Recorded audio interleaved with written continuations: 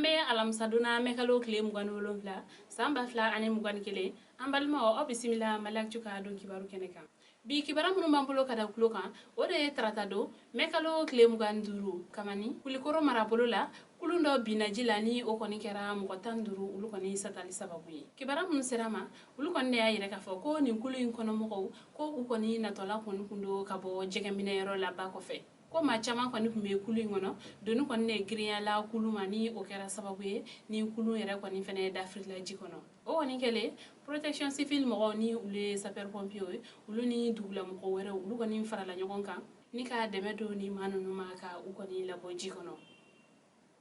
soni se kanu be ke dogma o woni kera kasoro ulu koni tanyala kaba o sababu yala mo munun tanyala akoda fe ulu kera mo tandure o wa ko mo chama yere koni fene be no munu mayi falo ñene nu ko dimbe sena alibi mun tunnendo ulu be se kaye ci ko yamna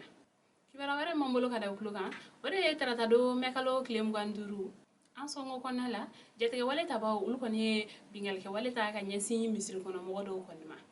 kibara mun serama ulu ko ne ayire ka fo ko ti hindi yu ni ale yara kon be bura ko min kon nala marfatigi do kon ne trado ye misri kono ni ka u yere di misri kono mo kon ma ka u go ko sobe ko che marfatigi nun ko ni klale o bingal ke walena ko u gonin klala kata ni ndugu yin kene aso kata ni ko feneta kata ni oyi kawla do na ka fo bura o dugula mo ko ni chama keleme ka u ka dugu bla kata uski famre ka sababu ke la kana baliye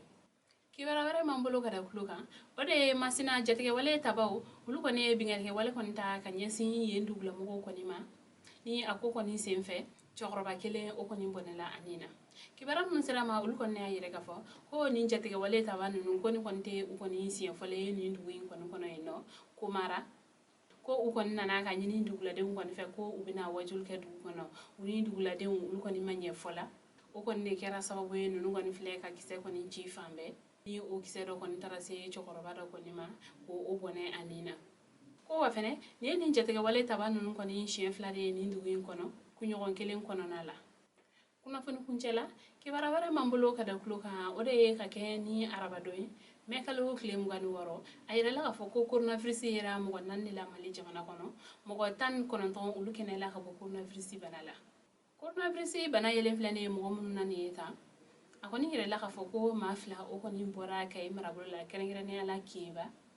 ato mafla o era koni fene bora ba mako sikida worna konnala o sababu yala coronavirus ye mo munum ne mali jamana kono ulu koni hakeya be mo batan nani keme fla ani bidru ni woro mo munun tayala ka sababu ke coronavirus ye ulu era koni fene jatebe mo keme duru ani mo tan nanna mo munun fene kenela ka bo coronavirus banala ulu era koni fene jatebe mo ba kono don ani mo keme duru ani mo tan nanna o sababu yala albi mali jamana nyamoko aleni kenya tigla mugo ulu ba nyini bela jelen kelengele na fe sana wale o anga ulu matrafa aleni tabulo munu nyinne no bela jelen fe anga seka ulu matrafa wala sa joga amna am seka kisi ni banai basioma ambal ma wani ne ko akwa bidon ki waro kada okuluka ani che akakulu majala akambe anyona ware